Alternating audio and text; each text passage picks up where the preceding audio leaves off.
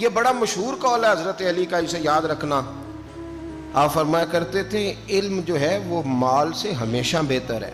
ایک شخص نے کہا حضور تھوڑی سی بات کھول دیں، تو آپ فرمانے لگے مال تو فرعون کی وراثت ہے اور علم نبیوں کی وراثت ہے۔ اور آپ فرمانے لگے مال تو تقسیم کرنے سے کم ہوتا ہے، علم کو بانٹتے جانا یہ بڑھتا جائے گا۔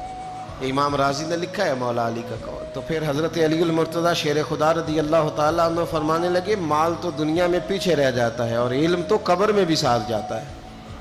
دیکھیں نا، ایک جملہ ہے حضرت علی کا، اسے ہمیشہ یاد رکھیے گا۔ آپ فرمایا کرتے تھے تعلق رابطے سے رہتا ہے۔ آپ کھول لیں اس قول کو، جتنا مرضی کھول لیں۔ آپ فرمایا کرتے تھے رابطہ رہے تو بیگانے بھی اپنے ہو جاتے ہیں، اور رابطہ نہ رہے تو اپنے بھی بیگانے ہو جاتے ہیں۔ دیکھیں نا، بہت سارے لوگوں کی دوستیاں لگتی ہیں، وہ اتنی گہری ہوتی ہیں کہ رشتہ داریوں میں بدل جاتی ہیں، لیکن بہت سارے رشتہ دار ہیں، آپ ملنا چھوڑ دیں ان سے تو گیا نا تعلق۔ فرماتے تھے تعلق قائم رہتا ہے رابطے سے، رابطہ رکھو گے تو تعلق رہے گا، ورنہ گہرے رشتے بھی۔ یہ میرے پاس جو کتاب میرے ہاتھ میں ہے نا، یہ مصنف ابن ابی شیبہ ہے، یہ امام بخاری کے استاد کی کتاب ہے۔ انہوں نے حضرت علی کے کچھ قول لکھے ہیں۔ صاحب مصنف ابن شیبہ نے قول لکھا ہے، حضرت علی المرتضیٰ شیر خدا رضی اللہ تعالیٰ عنہ اپنے بچوں کو اور اپنے دوستوں کو چند باتیں بتایا کرتے تھے، چند باتیں بتایا کرتے تھے، ان کی نصیحت کرتے تھے۔ میرا دل کرتا ہے بڑی آنکھیں کھول کے دل کھول کے یہ باتیں سنیں۔ یہ اس شخص کی باتیں ہیں جنہیں میرے نبی نے کہا ہے کہ یہ حکمت کے شہر کا دروازہ ہے، آؤ ذرا اس دروازے کے قریب جائیں۔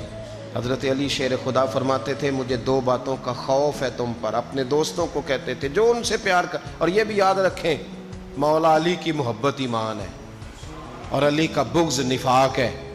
اگر کسی شخص نے اپنا ایمان چیک کرنا ہو تو دیکھے دل میں مولا علی کی محبت کتنی ہے۔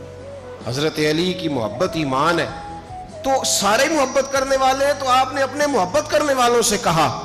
حضرت علی فرمانے لگے مجھے دو باتوں کا خوف ہے، ایک مجھے اس بات کا خوف ہے کہ تم امیدیں لمبی باندھو گے، اور دوسرا مجھے اس بات کا خوف ہے کہ تم خواہشات زیادہ کرو گے۔